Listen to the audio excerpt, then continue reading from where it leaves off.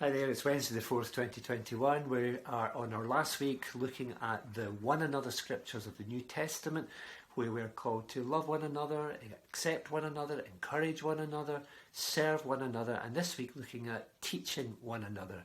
And in particular, we're asking the question, well, how do we teach one another?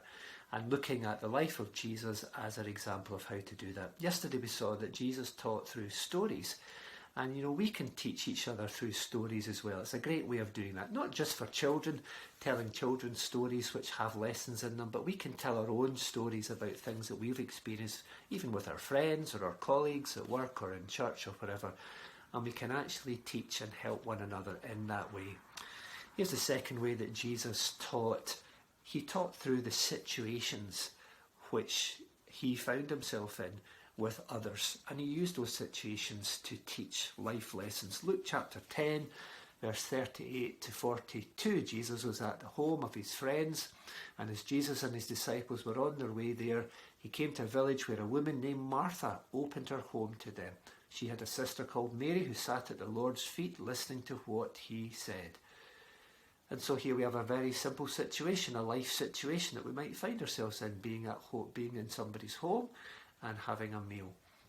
But something happened there, and Jesus used what happened to teach a lesson.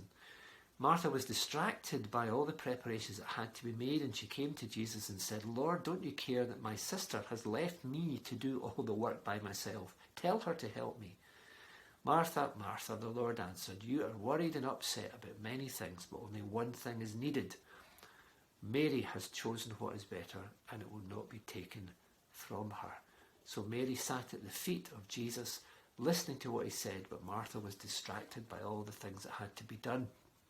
And Jesus used that situation to teach a lesson. Now, we all find ourselves in different situations in life, and we can use those situations to teach. We were on holiday, and we were at Ely in Fife, and we were doing something called the chain walk just last week, where you're walking round the cliffs, over rocks and up and down, and you were using chains that have been built into the rocks to help you.